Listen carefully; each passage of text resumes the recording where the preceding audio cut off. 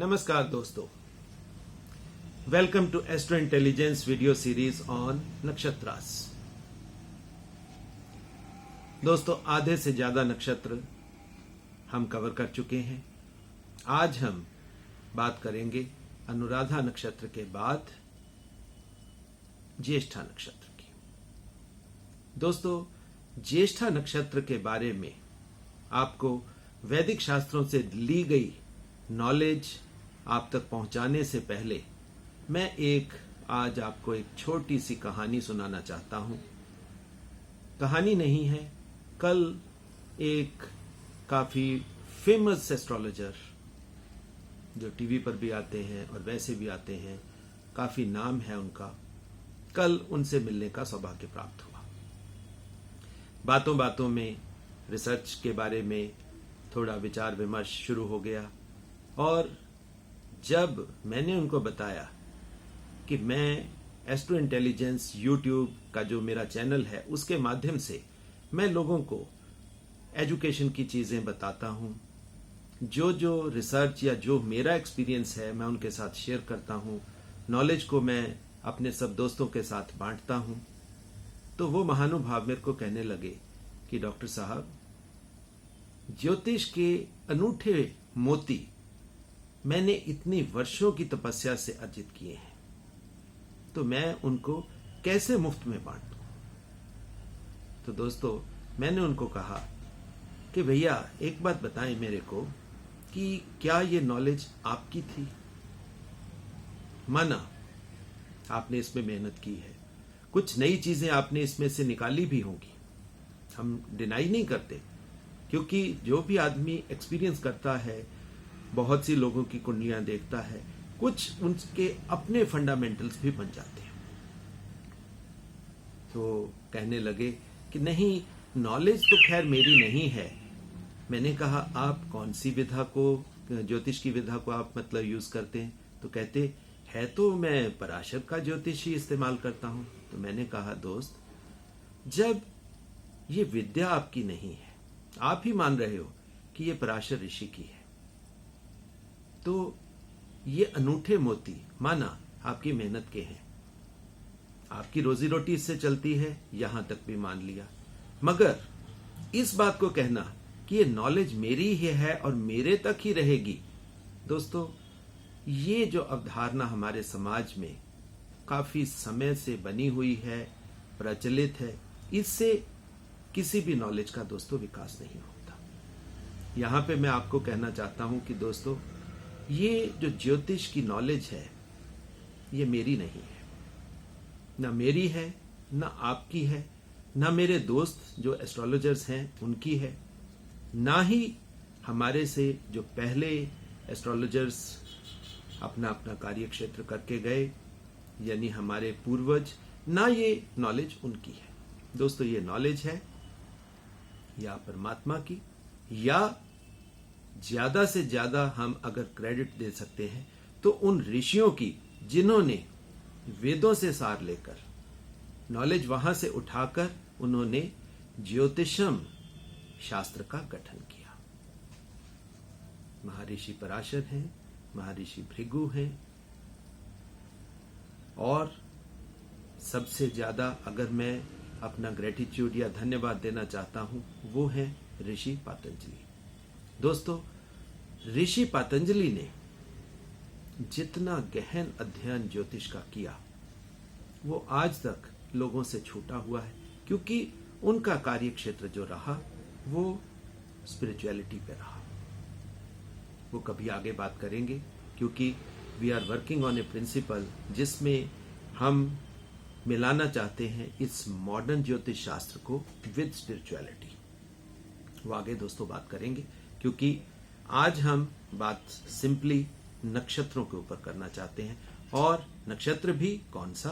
That is ज्येष्ठा नक्षत्र। सो दोस्तों, दोबारा परमात्मा को या उन ऋषियों को दिल से धन्यवाद जिन्होंने हमें ज्योतिषम नामक शास्त्र हमें दिया, इतनी ऑथेंटिक, इतनी बढ़िया नॉलेज हमें दी, जिससे हम सक्षम हो सके कि हम अपने से छोटों को या जो नए एंट्रेंट्स हैं हम उनको थोड़ा बहुत उस प्रकाश को, उनको छोटी मोटी किरण उनको दे सकें, ताकि वो भी ज्योतिष को समझने में सक्षम हो जाए।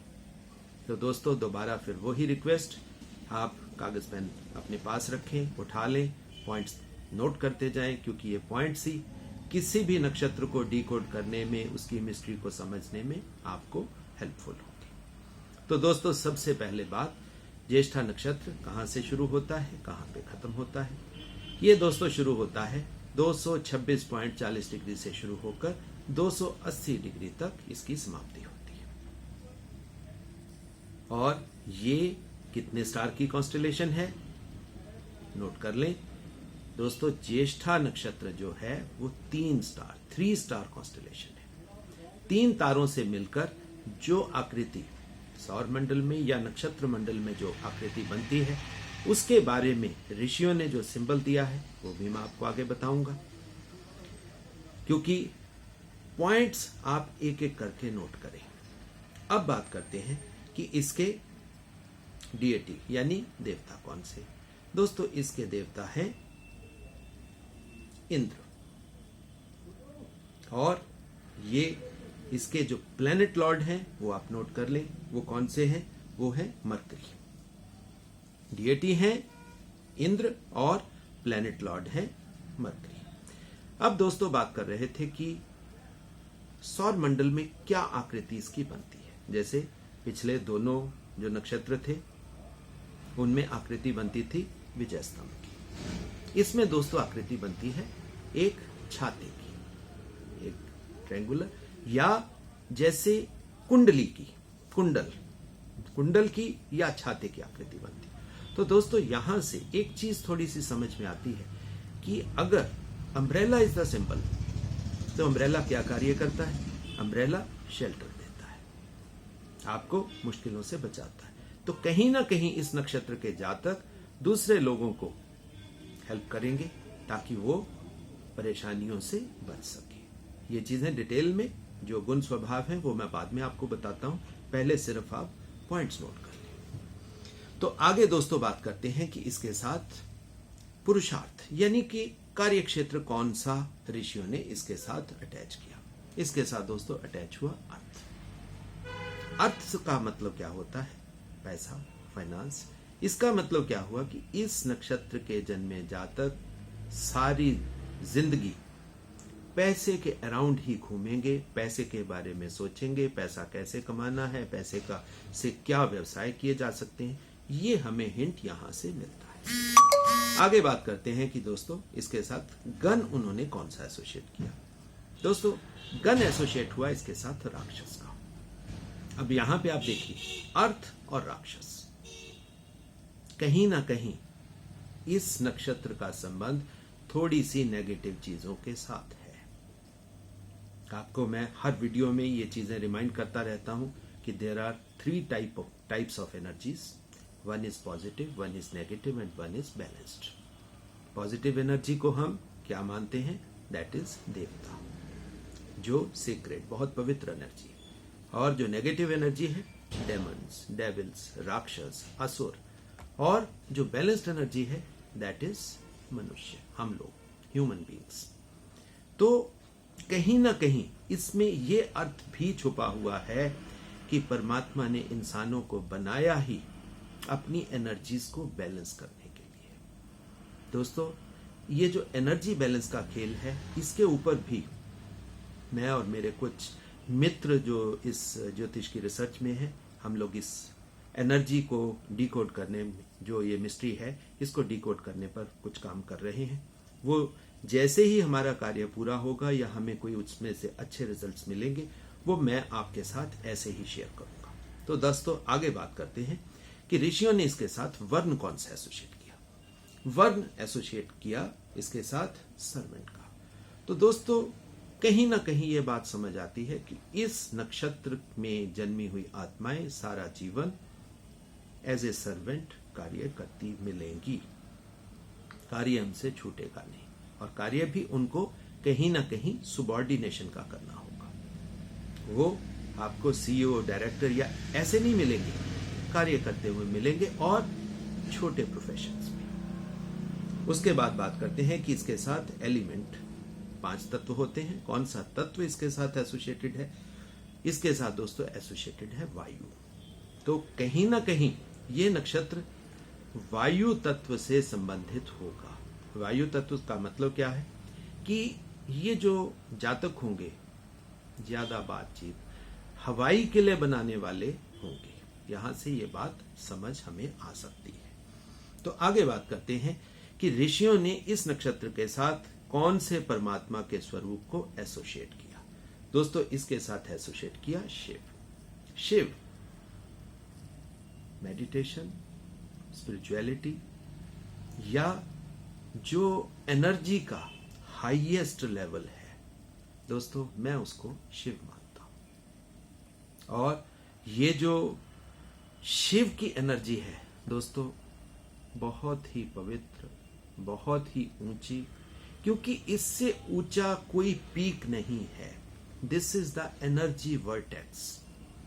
तो शिव अगर किसी नक्षत्र के साथ एसोसिएटेड होते हैं तो कहीं ना कहीं हमें ये बात समझ में आती है कि इस नक्षत्र के जो जातक हैं उनमें लेटेंट एनर्जी यानी हिडन एनर्जी इनके बीच में होगी, जो इनको काफी ऊंचाई तक ले जाने में सक्षम होगी। तो दोस्तों आगे बात करते हैं कि ऋषियों ने इस नक्षत्र के साथ किस एनिमल सिंबल को एसोसिएट किया। दोस्तों एनिमल सिंबल इसके साथ जो अटैच हुआ दैट इज मेल डियर। एक तो डियर यानी हिरन और दूसरा मेल। मेल क्या है?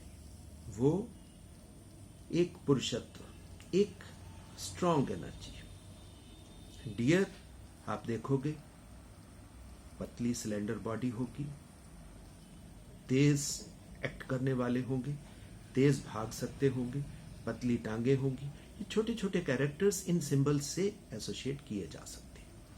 आगे बात करते हैं कि इनके साथ बर्ड कौन सा एसोसिएट किया। तो बर्ड दोस्तों इस नक्षत्र के साथ एसोसिएट किया दैट इज डक या स्वान। अब आप देखें डक या स्वान, एक उनका खास बात होती है और जहां से मैंने आज ये इस वीडियो को शुरू किया था। जैसे मेरे एक फ्रेंड एस्ट्रोलॉजर मेरे को मिले थे, उन्होंने कहा कि मैंने जीवन में बहुत मेहनत करके ज्योतिष के मोती इकट्ठे किए। तो दोस्तों ये जो डक या स्वैन है ये भी मोती चुगता है, बाकी चीजें नीचे छोड़ देगा और टुक्की लगा के ये मछली या मोती को निकाल देते। ये ही कैरेक्टर आपको इस नक्षत्र में मिलेगा। आगे बात करते हैं कि इसके साथ पेड़ कौन सा अटैच्ड है। दोस्तों इसके साथ पेड़ अटैच्ड है that is red cotton tree. Cotton का जिसमें रेड कॉटन बनती है दैट इज इस ट्री का नाम है, वो इसके साथ ऋषियों ने एसोसिएट किया।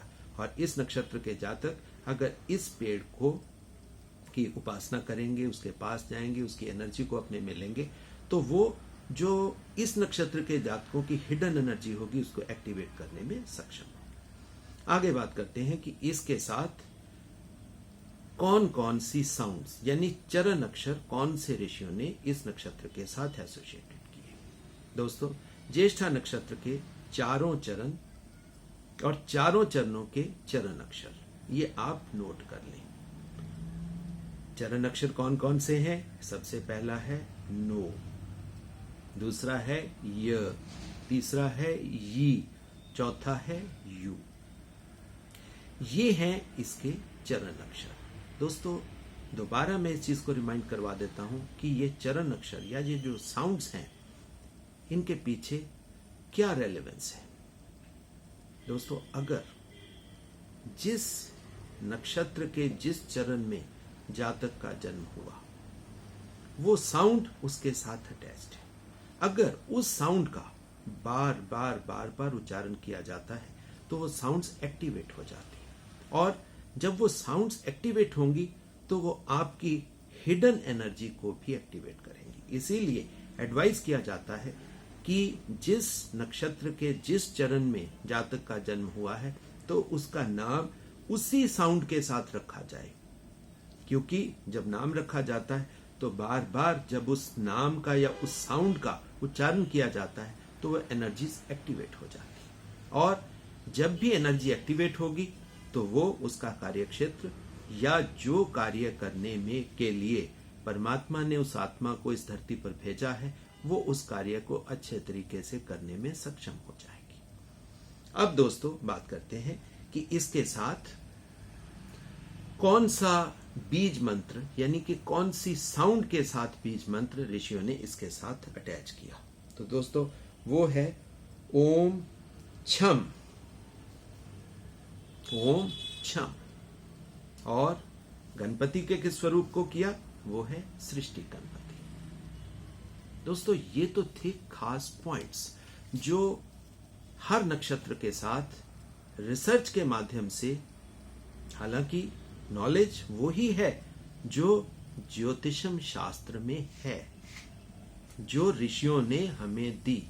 सिर्फ रिसर्चर्स ने, हमारे जैसे रिसर्चर्स ने क्या किया, उनमें से खास पॉइंट्स निकाल लिए और वो ही हमारी कोशिश होती है हम आप तक बांटें, आप तक पहुंचाएं, जिससे आपको किसी भी नक्षत्र की मिस्ट्री डिकोड करने में आसानी रहे। तो दोस्तों अब बात करते हैं ज्येष्ठा नक्षत्र के बारे में। दोस्तों ज्येष्ठा नक्षत्र जो है वो, अब ज्येष्ठ से आपको क्या समझ में आता है? ज्येष्ठ का मतलब होता है बड़ा। तो बड़ेपन का इस नक्षत्र के साथ क्या रिलेशन है, क्या एसोसिएशन है, ये मैं समझाऊं। दोस्तों इस नक्षत्र के जातक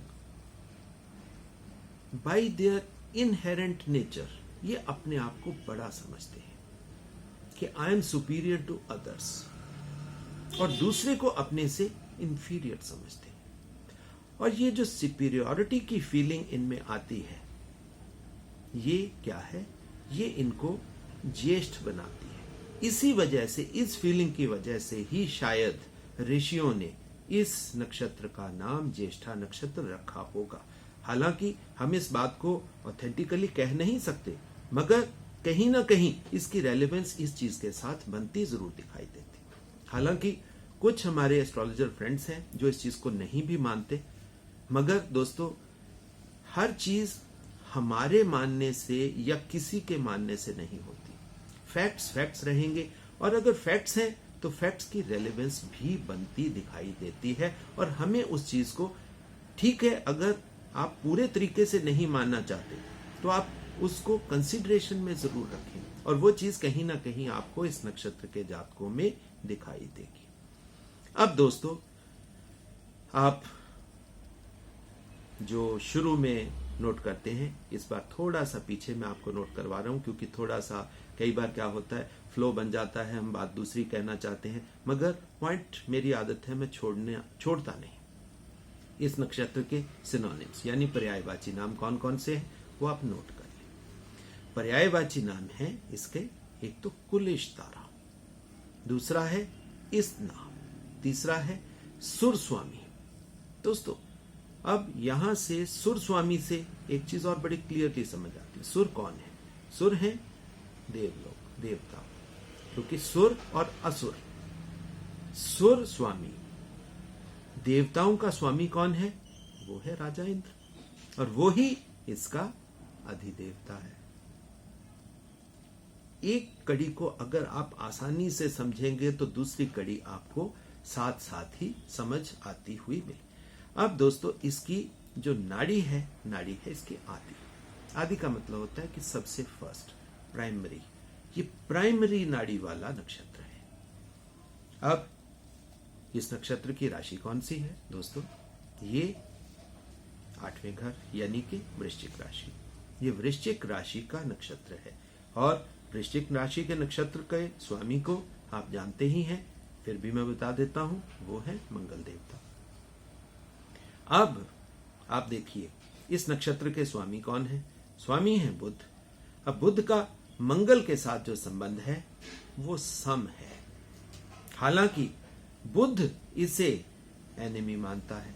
अब ये चीजें जो कॉन्ट्राडिक्टरी एनर्जीज हैं या जो अपोजिंग एनर्जीज हैं, ये कैसे काम करेंगी, ये भी जब मैं आपको गुण स्वभाव बताऊंगा आप उसको रिलेट कर पाओगे। अब बात करते हैं कि इस नक्षत्र में हमें जो बच्चे जन्म लेते हैं वो कैसे दिखाई देते हैं, कैसे उनका कैरेक्टर है, कैसे उनका स्वभाव है, वो हम सब जानेंगे। दोस्तों, ज्येष्ठा नक्षत्र में जो जातक जन्म लेते हैं, they are short tempered, rather hot tempered,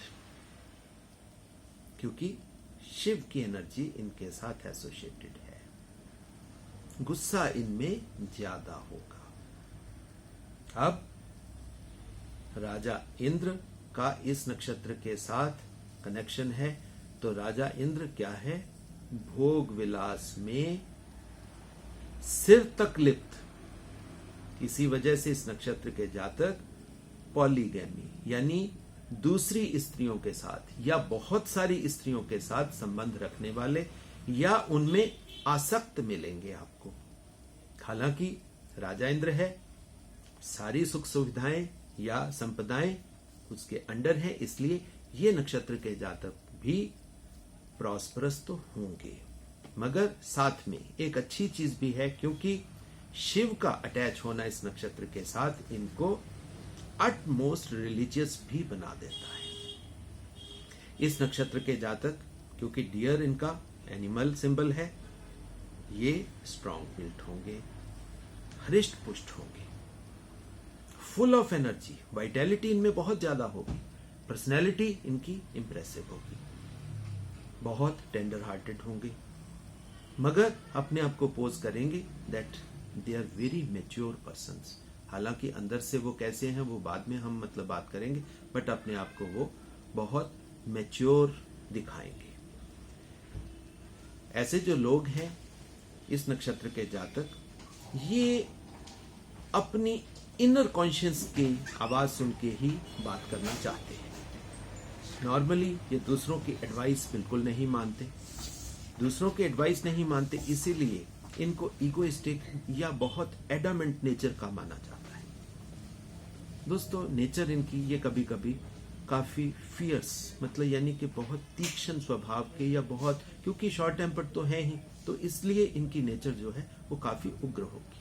मगर ये काफी मॉरलिस्टिक लोग होंगे, और इसीलिए जो चीज इनको ठीक लगती होगी ये वो ही करेंगे। दूसरी एडवाइस को जल्दी जल्दी मानेंगे नहीं। इसी वजह से इनको प्राउडी भी समझ लिया जाता है। हालांकि ये प्राउडी होते नहीं है, मगर एक चीज है, जब ये दूसरे की एडवाइस मानते नहीं, अगर इनको बार बार कोई आदमी प्रिक करता है, बार बार इनको क्रिटिसाइज करता है या बार बार समझाने की कोशिश करता है, तो ये उसके बारे में अपने मन में एक रिवेंज की भावना डाल लेंगे, और जब रिवेंज इनके मन में आ गया फिर ये आगा पीछा नहीं देखते। तब जैसे शिवजी का रौद्र रूप होता है, तो वो रौद्र रूप भी इस नक्षत्र के जातकों में देखने को मिलता है। अब बात करते हैं कि ये किस प्रोफेशन में जाएंगे, कैसे कार्य करेंगे। दोस्तों, प्रोफेशन के लिए एक इस नक्षत्र के जातकों का एक खास पॉइंट है कि इनको अपने नेटिव प्लेस यानी जहां इनका जन्म हुआ है उससे इनको दूर जाना पड़ेगा। जिसको हम, दूर का मतलब हमेशा फॉरेन कंट्री नहीं होता, दूर का मतलब जहां पे इनका बर्थ हुआ है उस नेटिव प्लेस को छोड़ के इनको कार्य क्षेत्र या कार्य करने के लिए थोड़ा दूर जाना पड़ेगा। हालांकि ये लोग बहुत डेडिकेटेड होंगे एंड नॉर्मली सक्सेसफुल होंगे, क्योंकि मेहनती तो हैं। मगर एक चीज है, फ्रॉम 18th to 26, 18 से लेकर 26 तक इनके जीवन में फुल ऑफ स्ट्रगल्स।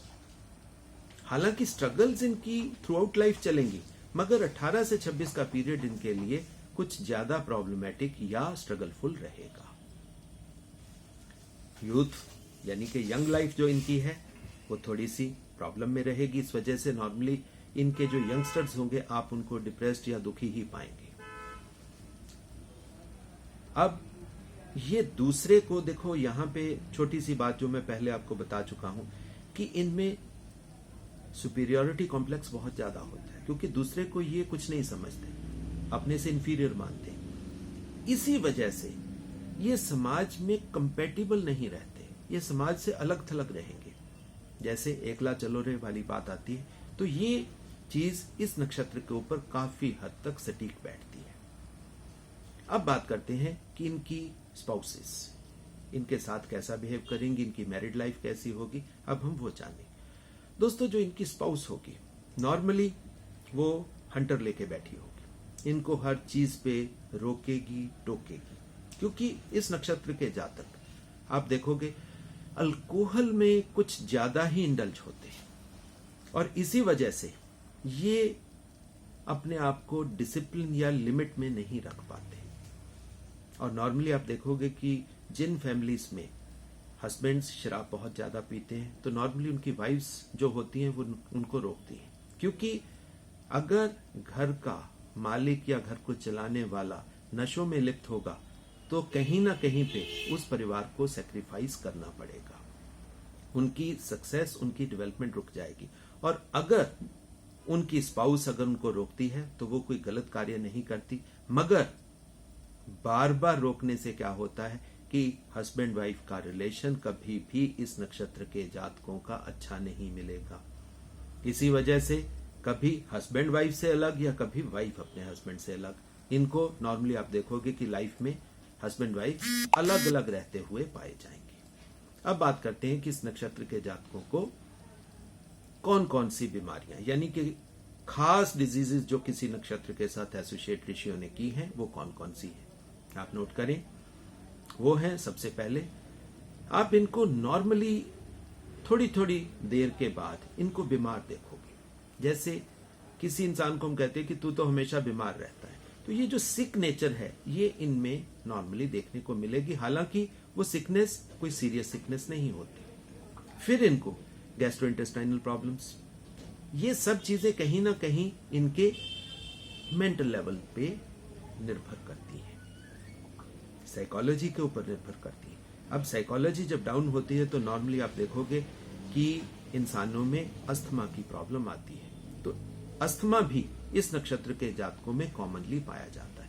इसी वजह से इस नक्षत्र के जातकों को हम नॉर्मली एडवाइस करते हैं कि वो खुश रहें, हेल्दी रहें, तभी उनकी लाइफ स्मूथ चले। अब बात करते हैं कि इस नक्षत्र में जन्मी हुई लड़कियों की। नोट करें दोस्तों, जैसे इनके मेल काउंटर पार्ट्स हैं, स्ट्रॉन्ग बिल्ट है, ये भी अच्छी हेल्थ वाली होगी। एक इनका खास पॉइंट मेल्स और फीमेल्स दोनों में, दोस्तों इनकी जो बाजू यानी कि आर्म्स होंगी वो नॉर्मल से थोड़ा लंबी होगी। आप देखोगे समाज में कुछ लोग होते हैं कि जिनकी आर्म्स कंपैरेटिवली लंबी होती हैं, तो वो इस ज्येष्ठा नक्षत्र के जातकों की ही है। इनका जो हेयर लाइन है या बाल जो हैं, बाल नॉर्मली आप इनके कर्ली देखोगे। कुछ लोगों के बाल बिल्कुल सीधे होते हैं और कुछ लोगों के बाल कर्ली होते हैं, इनके बाल आपको कर्ली मिलेंगे। ये लड़कियां फुल ऑफ विजडम होंगी, इंटेलिजेंट होंगी, मैच्योर होंगी और वेरी गुड ऑर्गेनाइजर। सिंपथी और एम्पैथी इस नक्षत्र की लेडीज में सबसे ज्यादा देखने को मिलती है। इसी वजह से they can be very good mothers. Normally समाज में आप देखोगे कि कुछ लेडीज वो सबके साथ प्यार स्नेह रखती हैं, ये इस नक्षत्र की लेडीज में होता है। और ये क्या है, ये अपनी रेपुटेशन को बचा के रखती हैं। जो इनकी नेचर है, लविंग नेचर है, दूसरों को सिंपैथी एम्पैथी दिखाने की वो है, ये उस अपनी रेपुटेशन को हमेशा मेंटेन रखती हैं और इसके लिए ये पूरा मेहनत करती हैं। एजुकेशन इन लड़कियों की काफी अच्छी होगी और एजुकेशन को यूज करके ये घर से लेके एडमिनिस्ट्रेशन तक आपको ये कहीं भी मिल सकती है, क्योंकि because they are very good administrators. MBA करके एडमिनिस्ट्रेशन के फील्ड में आप इनको कॉमनली देखोगे। मगर एक चीज है, क्योंकि थोड़ा सा स्ट्रांग विल्ड होंगी, वही फीलिंग ऑफ सुपीरियोरिटी इनमें भी होगी, इस वजह से थोड़ा मैरिड लाइफ में इनको भी कई बार प्रॉब्लम आ सकती है। जरूरी नहीं है कि आएगी, आ सकती है, मैंने वर्ड यूज किया है। इसी वजह से इस नक्षत्र के जातक, लड़के या लड़कियां, दोनों को हम एडवाइस करते हैं कि आप अपनी जो इनहेरेंट नेचर है उसको थोड़ा सा दबा के रखें, उसको ज्यादा एक्सप्रेसिव ना बनाएं, क्योंकि एकला चलो वाली बात है। इसी वजह से फिर क्या होता है कि ये समाज में कट जाते हैं, अलग थलग से हो जाते हैं। और कोई भी इंसान अगर समाज से कट जाए या अलग थलग हो जाए तो ये डिप्रेशन का सब्जेक्ट बन जाता है, और यही चीज इस नक्षत्र के साथ एसोसिएटेड होती है। इसीलिए हम लोग ये एडवाइस हमेशा देते हैं कि इस नक्षत्र के लोग खुश रहें, लोगों से मिक्सअप होके रहें, अपनी ईगो को दूसरों के ऊपर इम्पोज ना करें। अब छोटी सी बातें कि इनकी फैमिली लाइफ की। फैमिली लाइफ क्योंकि एडमिनिस्ट्रेटर अच्छी हैं, सिंपैथी बहुत है, एम्पैथी बहुत है, डेडिकेटेड है, समाज के प्रति कार्य करना चाहती हैं, इसलिए वो जो टाइम इनको अपनी फैमिली को देना होता है वो ये कहीं बाहर समाज या सोसाइटी को दे बैठती। इस वजह से थोड़ा सा बच्चे इनसे डिस्टेंस फील करेंगे, इनके साथ इमोशनली अटैच नहीं होंगे, थोड़ा सा डिस्टेंस लगेगा। उनको ये लगेगा कि हमारी मदर हमारी बजाय दूसरे बच्चों को या दूसरे समाज के लोगों को ज्यादा मतलब यानी कि अच्छे तरीके से उनको हैंडल करती है। मगर एक छोटी सी बात और जो मैं आपसे यहाँ पे बताना चाहूंगा, जो इस नक्षत्र की लड़कियों के साथ एसोसिएट होती है, वो है कि इनको यूट्रस की प्रॉब्लम्स नॉर्मली आती हुई पाई जाती है। अब आप दोस्तों लास्ट पॉइंट, कागज पेन आपके पास है, आप नोट कर लें कि हर नक्षत्र के 4 चरण होते हैं। इस नक्षत्र के चारों चरणों के जो लॉर्ड्स हैं आप नोट कर लें। फर्स्ट चरण के लॉर्ड हैं दोस्तों गुरु, दूसरे चरण के लॉर्ड हैं शनि, तीसरे चरण के लॉर्ड हैं दोबारा फिर शनि, और चौथे चरण के लॉर्ड अगेन गुरु। तो दोस्तों यहाँ पे इसको याद करने का एक और आसान तरीका है, आप हॉरोस्कोप को द्वारा याद करें। 9वां घर, 10वां घर, 11वां घर और 12वां घर। 9वें घर और 12वें घर के गुरु हैं शनि। इसमें भी फर्स्ट चरण और लास्ट चरण के गुरु हैं